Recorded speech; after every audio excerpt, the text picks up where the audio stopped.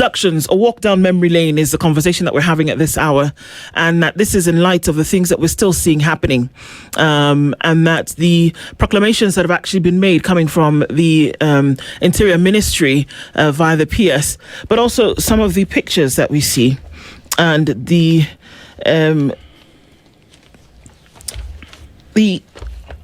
testimonials that come from different people. We're going to be looking into all of that this hour with Wafula Buke, who's an activist, and we'll be looking through all of this, and he'll give us a little bit of his personal experience as well. But we'll say a very good morning to you and welcome to the hot seat of the Situation Room. Well, thank you. Thank you for being here with us this morning. Not an easy conversation to have, but it's necessary that we do, because there are a lot of people who are stuck in this dragnet at the moment. But before we do that, as we normally do, we go around the African continent every week. We come back from a different country with its proverbs. Dennis will tell you where we are. We'd love to hear from you. Today we are in Basotho land, Lesotho, right? The people of the country have these hats that they wear, which is their symbol pretty much. You'd see the same on the flag as well.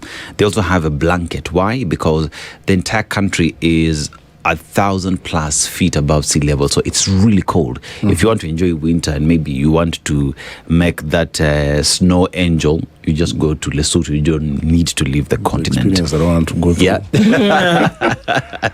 But did you know as well that they are they supply water to South Africa? They call themselves to be the water tower of South Africa. So they export water as a resource, aside from diamonds that they do have as well. Okay. But let's go to the proverb. Yeah. Even a small meal reaches the mouth. Even a small meal reaches the mouth. How would you interpret it? What do you think Basotho are telling us? Even a small meal reaches the mouth. Yeah. I think the proverb is appropriately African, because for us, food is not a small matter. So appreciating, it's a message that seeks to get the recipient of food to appreciate what comes out of after what's availed to his mouth. So I think it's more of just saying that be grateful with whatever you get. There you get. I don't know how far off I am. Nope. Your interpretation will always be right because it is yours. But asante sana for interpreting it, because it pretty much speaks about appreciating the little steps, the little things that come with life. Asante sana. Yeah. Indeed. Yeah. So I don't know if to say unfortunately, are thrown back into the situation where we have to discuss abductions and what exactly happens in the process of this happening. And we again can't run away from the promise that was made, or at least the acknowledgement that this was a horrible thing, and whereby the promise was made that, you know, these things will be a thing of the past and that will not happen anymore. But that doesn't seem to be the case, does it, Wafula? That abductions still continue to happen, and that people come back with tales of war. War in the sense of the things that happened to them, undisclosed locations, people who said to be, you know, agents of security agents, asking them who funds them, asking them what agenda that they have. But let's look at this a little bit more closely, especially against the backdrop of what we hear coming from the Interior PS yesterday, that these people are not being abducted. What's happening here is that they're hiding out. Maybe they're taking a couple of days off to cool their heels after a demonstration, but they're not being abducted. And that we're not going to run away from that narrative. Taking all of these things into consideration, what do you know about the abductions that have taken place in Kenya over the last, short period of time? Yeah, I think abductions as a phenomenon, I read the subtitle of our discussions today and read something like Down Memory Lane with regard to abductions. And it's fair that we acknowledge the fact that abductions may have been launched in Africa. You know, the first major abductions took people to America and the Arabic world and that kind of thing. Those were abductions, actually. And they're being done in the same way. So what we are going through proves to us that maybe we have students of those experiences. And now that they have occupied political offices, they're using those offices to execute what they have learned, the negative history that Africa has gone through. But it's a very unfortunate situation that speaks about whether the state is really willing to steer the country by adhering to constitutional provisions, or maybe taking us off and taking us back to history when abductions used to take place. Yeah.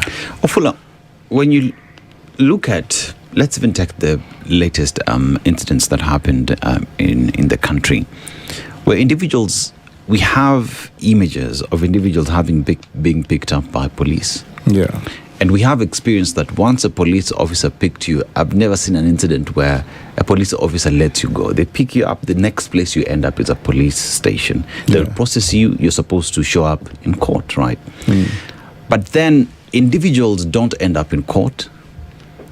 Their whereabouts is not known, but they're found one way or the other, having been tortured, having been beaten to a pulp, and that they need medical assistance. That another gentleman shows up, does not speak at all. They are in hospital. But the message that then comes from the Ministry of Interior, those in charge of protecting Kenyans, including the protesters, say, these Kenyans were not abducted. These Kenyans did not disappear. They were in for hiding. Is there any sincerity, or does it make sense that I would go into hiding from whoever knows what, and I hurt myself while in hiding? Does that statement make sense? It absolutely doesn't. Fortunately, I think these are government that will go down in history as that has worked based on falsehoods, spreading lies. And even if we say there was one person or two who has abducted himself, against what background does that fellow do it, if at all? It's that fellow will be doing it because everybody knows that this is a government of abductors, and therefore if I do this, the government will be blamed. So I know that the government has embraced abductions as a tool in managing our society, and seeing to it that whatever things they would like to do in government is enforced, and those who are opposed to it are suppressed through abductions. So there's no truth in the fact that people are abducting themselves. I attended the funeral of a young man called Denzel Omondi in Karachonyo, and when I arrived, he was also abducted. I'm told he was found in Thika, in dam somewhere. Yeah.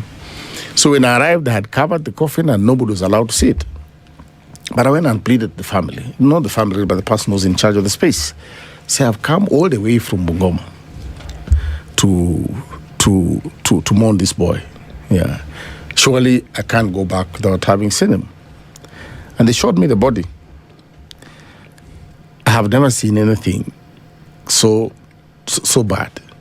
It looked like he had been hit by about 5 axes, an axe, katakuni. It's like there are 5 major scars on the skull, and that's why the owners of the boy had covered the coffin and refused people to really come and see.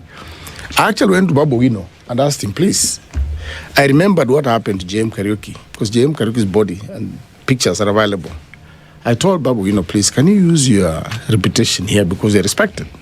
Go and take that picture so that we can keep it for people to see what happened to this boy and what abductions really mean.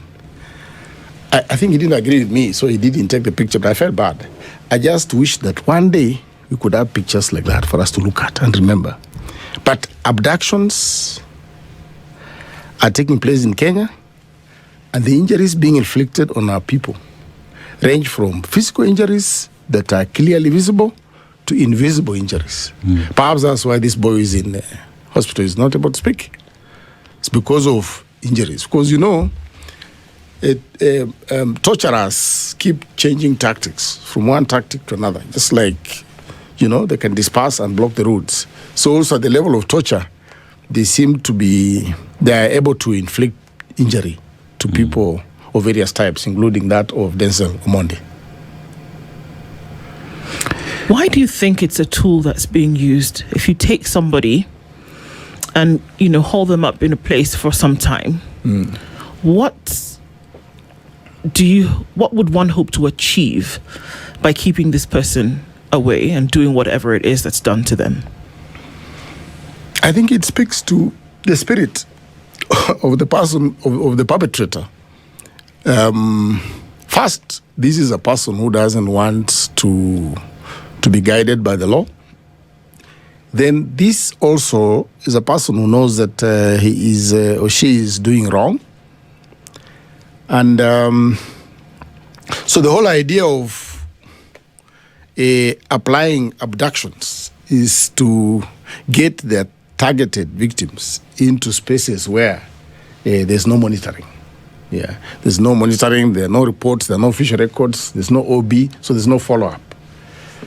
And you realize that some of these people who are abducted are even killed. So they need abductions as a way of covering up on their crimes, but it also speaks about them as people who do not have any proper intentions of actually enforcing the law. The government of the day was very clear that there was going to be a reduction, if not complete stop, to this kind of thing. That enforced disappearances and extrajudicial killing was a thing of the past. So when you say something like that, there is the acknowledgement, at the very least, that this is an abhorrent thing, that it is a terrible thing that you cannot actually engage in, and that the damage that it does to individuals and families and to the society at large is something that you will not be able to come back from. So there is the acknowledgement of that. Why then? So everybody knows it's a bad thing. That's my point. Yeah. Why then would we see that there is a resurgence of that? Maybe to some extent even worse than what was before.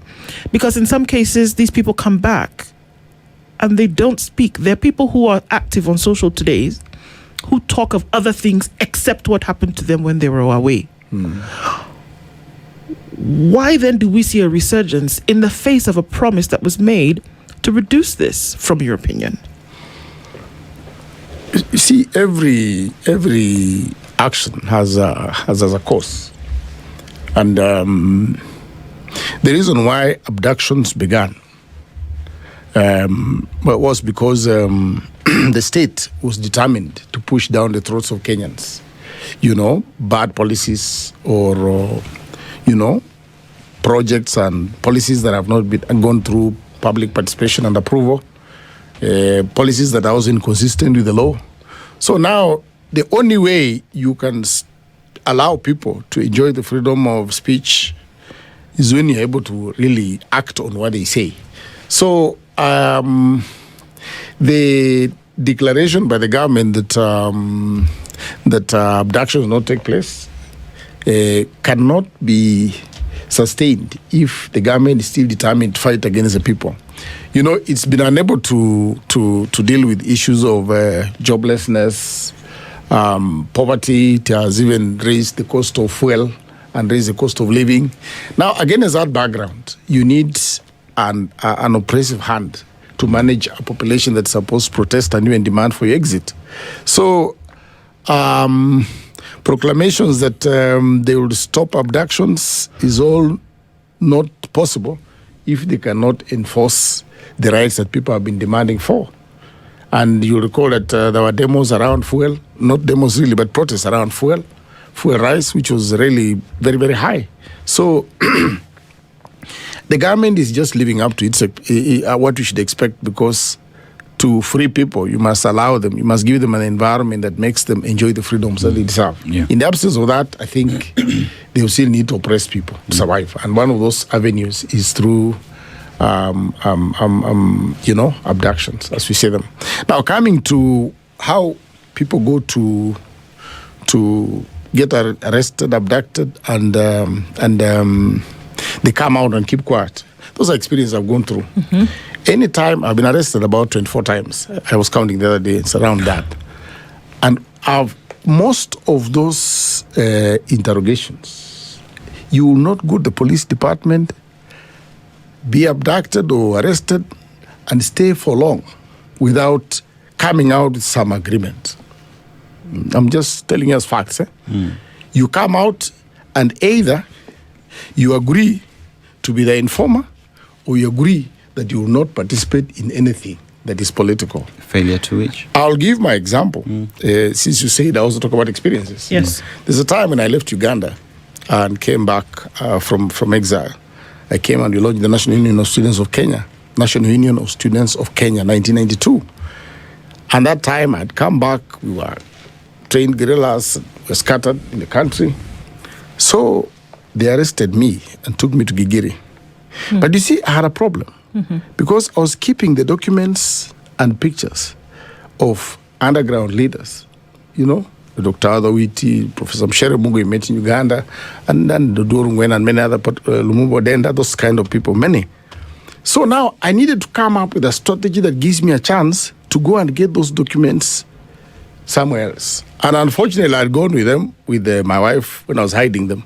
So I was feared they could go and beat her, and then she reveals where the documents are. And if those documents are released, then all of us will be rounded up, and they will have evidence to charge us.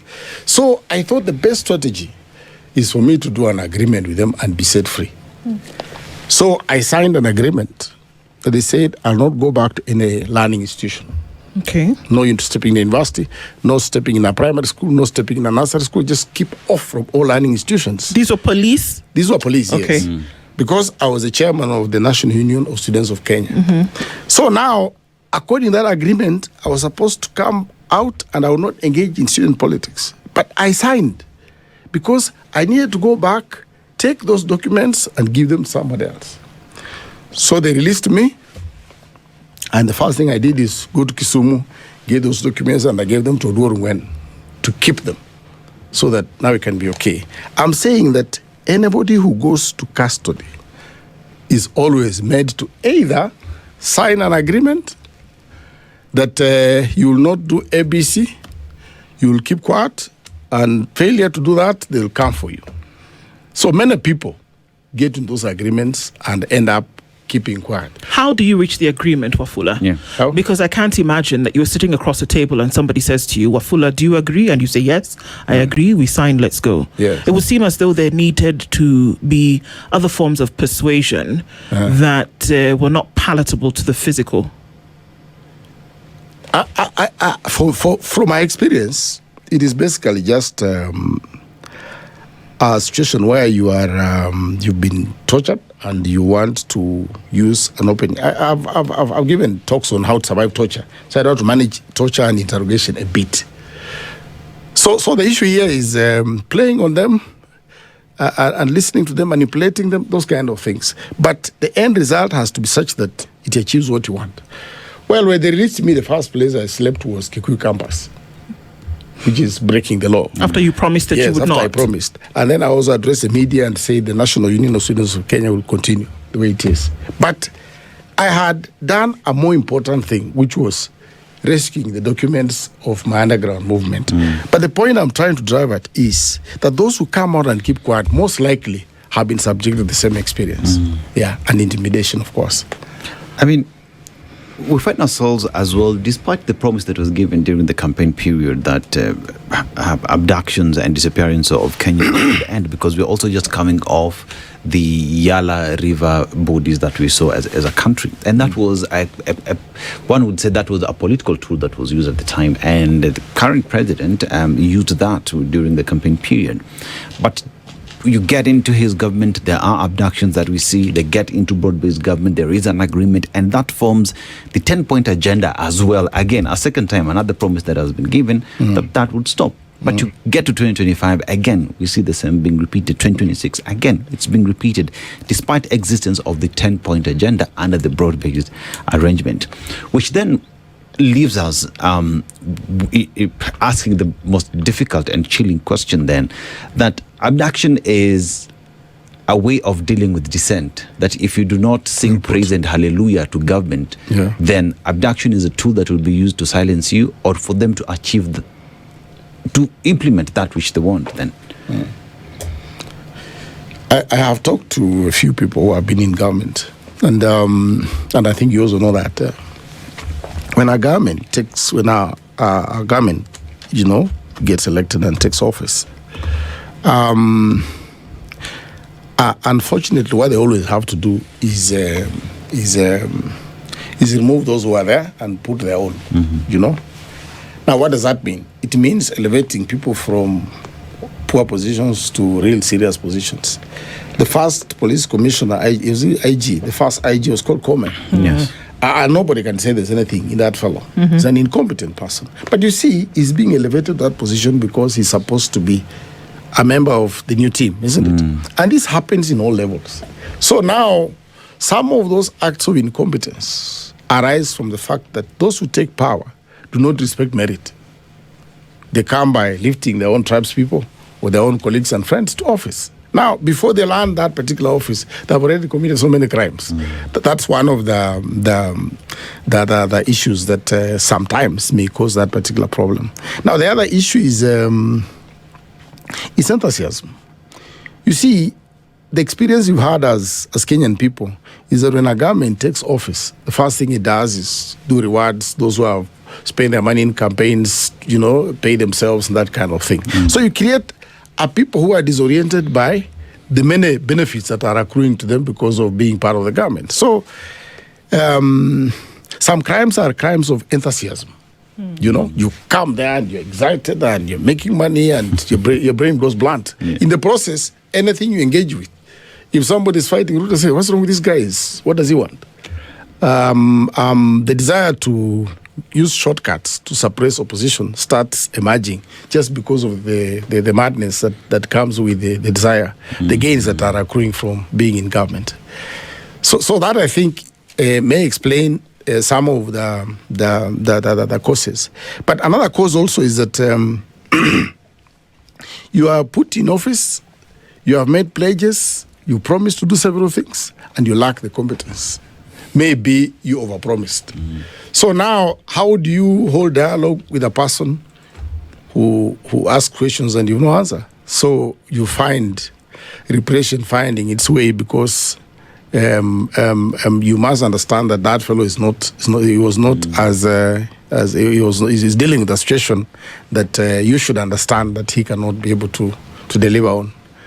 So political suppression emerges as a means by which you can suppress dissent that emerges directly from failing to execute promises that you offered. What do you think, before we take a break, to go into what do you think? Because right now it would appear as though if you show up on the street during a commemoration, if you're on social media making your voice known in one way or another, if you do a news report, if you share information that you're directly concerned about, then you're a candidate for possible abduction, whereby a conversation will be had with you, and where, according to you, at the end of the day, you're going to come out with an agreement in one way or another. What do you think people ought to do, or what do you think people ought to be prepared for? Because, I mean, it's sad that we have to say it like that, but it looks as though it's the modus operandi right now that, in fact, we often make jokes about it every now and then. We say, well, utakujiwa, that kind of thing, you know? So what should people be prepared for? Because we've already gone through it. The promise made is not likely to be upheld in terms of the reduction. But what do you need to remember if you ever find yourself in a position of threat? You see, I don't know whether I have the experience that can help me answer that. But what we learn from history is that these acts of repression have led to people changing forms of struggle. You know, when political assassinations and arrests and, you know, torture happened during the Moi era. What happened? There was a season of almost some lull when politics went underground. People started organizing through things like Makenya, that kind of thing. I think if overt methods of struggle are blocked by the state, people have no choice but to try and find out what kind of language does the state speak so that we can speak to it. And in the 70s and 80s in Africa, fellows even went and picked up guns to prepare to engage the system. You see, I'm saying that suppression of democratic means by which people can deal with their government normally leads to, you know, people using underground methods. All I know is that struggle never stops, because if you look back, we have had a very interesting experience where instead of people fighting the government, they go and fight the allies. They go and they destroy the buildings, because the state has become so difficult. So what do? We turn on the supporters of the state. So I'm saying that the struggle will continue, but targeting the government, but it will get more sophisticated, like it was in our times when it had to go underground, and fellows go into exile and got military trainings. And in the Kenyan experience, of course, targeting businesses of those who are supporting the government, so that the government can somehow feel the pain. And who knows, they may evolve and reach a point and say, you speak violence, you also speak violence. Yeah, anything is possible. Why we're doing this is that if there's ever a time that it's getting a little bit crazier than it was before, and that there are more stories of folks across age divides that have been abducted. But interestingly enough is that the larger percentage are of folks who will not say another word about it. There's a gentleman whose name I will not mention, who during the 2024 protests was taken. He was gone for about 10 days. And when he was released, he was in full glare of the media. And I spoke to him on the phone personally, and I said, come in and let's have a conversation about some of the things that perhaps happened and what you would still be looking for towards Kenya.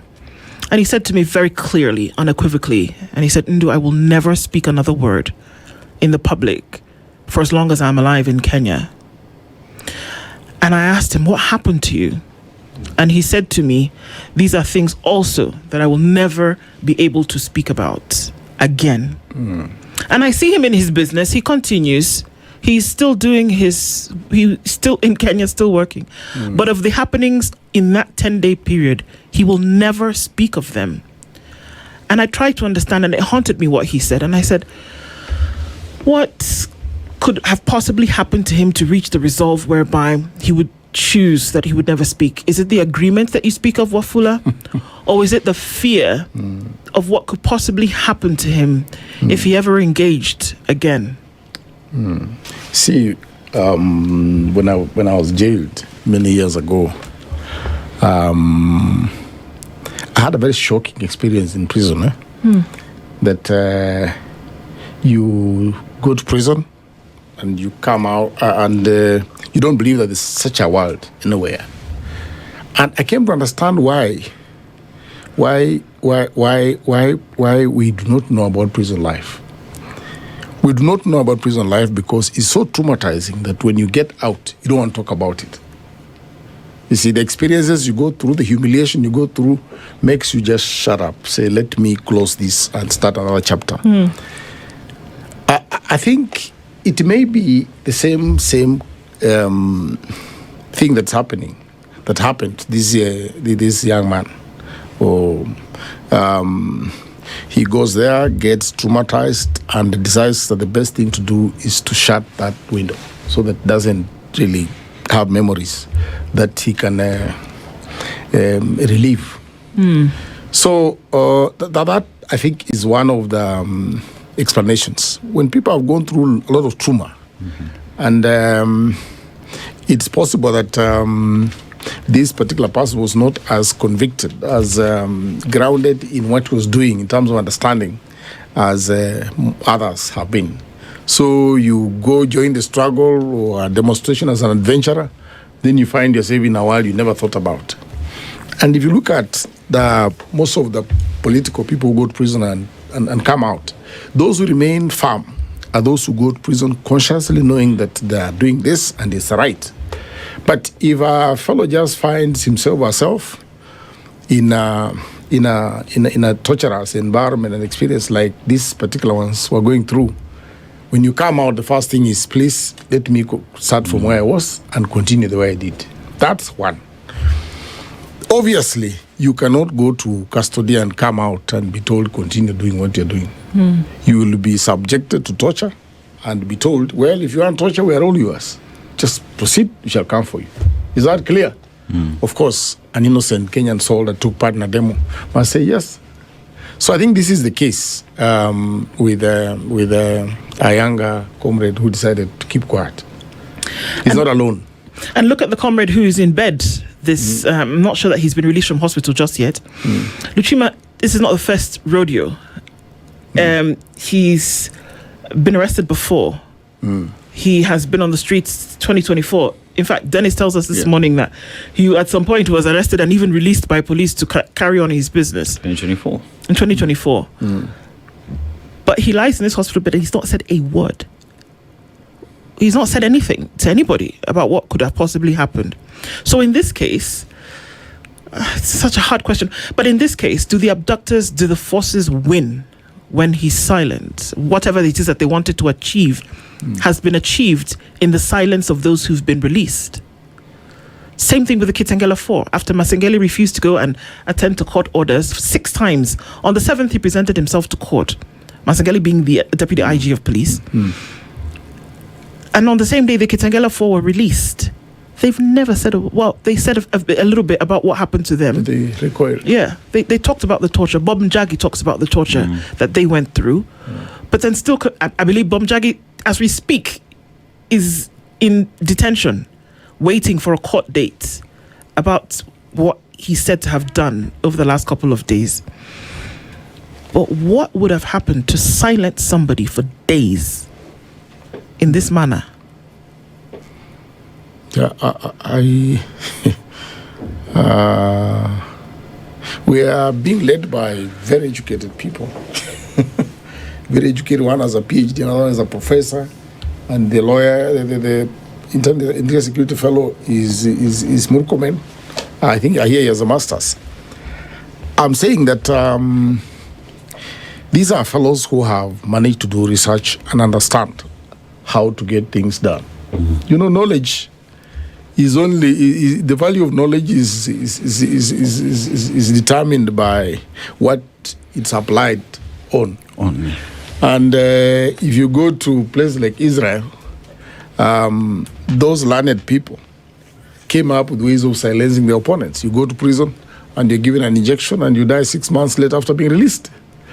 I'm saying that our learned people in power, I think that sometime in future, history may tell us exactly how they are managing to silence people who have been active. But obviously, these people are not keeping quiet. They are being made not to speak. What I don't know is what the state hopes to achieve, because if they have anything they ought to learn is that they beat up young people, kill them. What's the end result? It's now a wound they have to keep wiping every year. Because they kill people, we have to keep asking. You kill people every 20 something.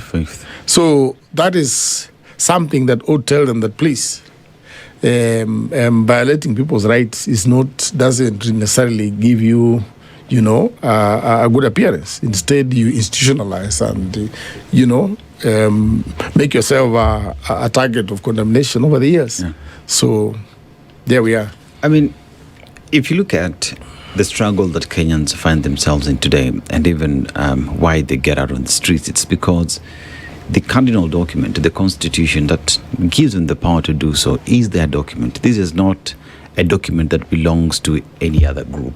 It belongs to Kenyans. It is Kenyans who give the constitution the power it has today. That picketing, demonstrating, or even showing dissent is protected by the constitution that ostensibly the individuals talking about swore to protect and uphold. That the end goal cannot be seen when you abduct, because you will not be able to silence dissent. You might get rid of individuals, but dissenters will always be there. You will have to lick the wound. You will have to deal with the consequences. So would I be right to say that the abductions that you see today, the disrespect to the rule of law, will not achieve anything if the concerns Kenyans are raising are not handled? That everything is an exercise in futility? You see, yesterday I was passing by Parliament and I met a fairly adult street boy. And we had a chat. Then I asked him, now tell me, course, talked about these poverty issues and that kind of thing. I asked him, now tell me, what do you have? How much money do you have? Told him, I have nothing. Then he removed the Bible. That Bible had an ID and a SIM card. No, so I told him, now, why do you keep all these things? He says, no. Me, I'm always praying that I will be a small Bible, that I'll make it. And I think this year I'll make it. And this SIM card, if I'm given somebody has no money, he can give me, and I save it for my insurance. That when I'm down, at least I can take this SIM card to M-Pesa and be given. I'm talking about a fellow who has weapons of survival. Yes. An ID, so that he's not arrested, a Bible for his moral direction, and an ID. A SIM card for communication. For communication, and also it's keeping money, so communication, maybe also communication. Now let's go to the guy who is Lichuma, who is in custody. Yeah. That guy demonstrated throughout with the Constitution. Let's move the Constitution. His weapon, his defense was that document. Now, here we are now. This guy has carried this book, believing that if he meets a law enforcement officer, he'll open and say, please, don't touch me. This is what the Constitution says. Now, the government is saying that he should not carry that book. This book can't help you. Now, tell me, which other book is he going to look for? He has to look for another weapon that can help him. And in my opinion, I see him looking for a book like The Art of War. Because he has to defend himself. And who knows, others may not go for the book, but go for weapons of self-defense. So, the government should feel lucky that the street boy is carrying the Bible. That's his defense. He's not carrying a screwdriver to push it in somebody.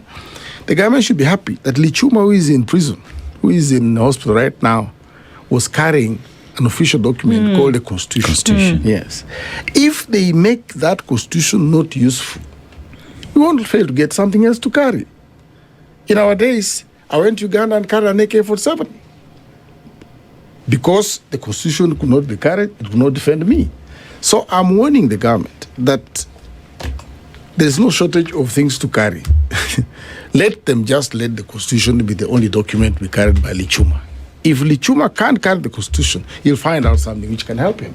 Yeah. Do you think this will continue? That forced disappearances, what we know as abductions today, do you think they will continue? I think there's a limit. There's a limit there's a limit on how long this can go on. One, the intensity of oppression will definitely create a response. And the limit will not be brought by the government, it will be brought by the victims themselves. If the victims come together and say, what do we do? Then that will define when that particular exercise will stop. Of course, it's 2026, we're headed 2027. One of those periods when I think it may stop is when people come together and say, please, this government has to take a break and we have another one. That other one may be good. In Africa, you can't be sure. They'll take power and you see them fast. They may just give us another replay of the past. But that's a period when it can also stop. But what we learned from the GNC is the power of the people. That you just need a few thousands of people who are determined, and the government will come tumbling. And I think that is another lesson we learned, that some of these acts of oppression can be brought to an end. Of course, Ruto has made history. I don't know that I'm giving credit, because he has given us a price of torture. He says, if you get killed now, you can earn how much? 3 million. You can earn 3 million. And if they break your leg, you can get something. We have been elevated now to almost the game park situation, where if an elephant does this, you get paid some amount. Now, for me, we have a challenge. And the challenge is that for these things to stop, it may not just take the character of the police. I've heard people say we need to take the police for training. But who directs the police? I think we need to take the political leadership, the government officials, for training. If training can bring any change. I don't think it does, because already we have very educated people in office. And if they cannot stop it, then we have a problem. So I do not expect any change during the regime of William Ruto. And I just hope that a moment it needs to show up, maybe before the elections or after the elections, when Kenyans can say, please, you must stop or else. Yeah. Wafula, the government, you said, has given us a prize for whenever they abduct you. Shooting the leg. You're shot in the leg, you die, you're maimed. There is a prize to that. Yeah.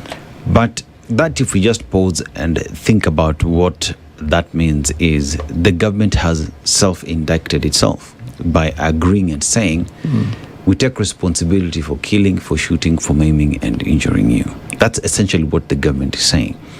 That police officers, or rather orders would be given today that more Kenyans will be killed, but because we can pay, we will pay. We will kill and we will pay. We will injure and we will still pay. To what end, though? What must we do, Wafula, today for us to get to a point where abductions, extrajudicial killings stop being the modus operandi in Kenya? Because we can't continue like this in perpetuity. Something must give. What must the political class learn? What must the police learn? And what must wananchi learn? Because it is not just a conversation that will be left for a particular group. It's a conversation that everybody must get into. We say police officers need curriculum. No. They've been in the curriculum for 9 months before they graduate.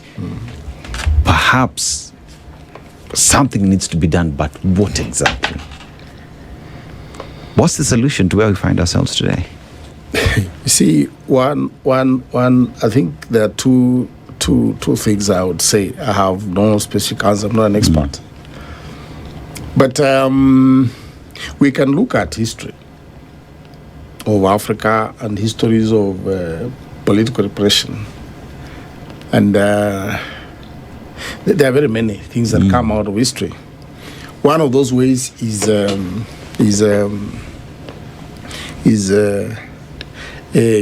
crafting a project that can crash the state apparatus. I don't know what I mean, but I'm just saying that the state as it exists, we don't want to start from in rectifying its problems. So how do we get it reworked? And when we say about it being reworked, it's been done in the world. You look at Tanzania. Tanzania arrest is very diplomatic, you know. Jaramogi was arrested from his house in pajamas, abducted. I think that's the word. He was abducted in his pajamas. And an old man of that age moved and kept in the cell. You see, that's abduction. Now, in Tanzania, we ask ourselves, how come they say, ndugu, naomba nikukamate na kama hujavaa nguo, ama unamaliza chai, maliza kikombe twende. You see, how did they arrive at that? For me, we are looking at the ideology of those in power. Are they anti-people or pro-people? The people we have in power today are engaged in the business of making money. Even these development projects you are having, they're available means for making money. I remember being told about someone that I want to mention, say that when we take power, we are going to make sure we build even airports where they are not required. So that we can make money and be richer than Uhuru Kenyatta in 3 years. Yes. You get? Their objective is to make money. Is there anything we can do to this gang to make them change and have a Nyerere heart? I don't think so. So, solution number one is for us to find an answer to how do we overhaul the state apparatus as it is. That's state number one. And that can come out through an electoral process.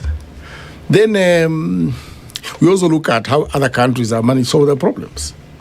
Allow me to talk about Jerry Rawlings. Jerry Rawlings emerged from the army and said, you guys, those of you are obstacles, please go to heaven. Literally. Mambo ni matatu. So he also came and gathered all of them and dispatched them to heaven. Actually, Ghana changed. It did. Yeah. So we like it or not, that is also what history tells us. Then the other challenge we must accept is this, and I don't know how we can deal with it. How can people, maybe it's a constitutional issue, but people emerge and become heads of state and form governments. Then they use the people, the votes, to ascend those particular positions. Then after arriving there, they forget about the people and rely on the instruments of coercion. Blind. Let me tell you, it is correct to call the policemen dogs. They're not human beings. You know? Even your own child has been, but you're still towing the line. What do we do to make sure that we re-engineer the police force so that they can become human beings?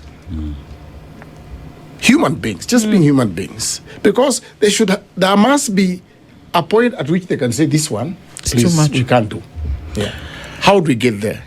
That's a challenge that maybe should be assigned to Parliament. For sure. If there was a willingness to do it, we would probably see the conversation.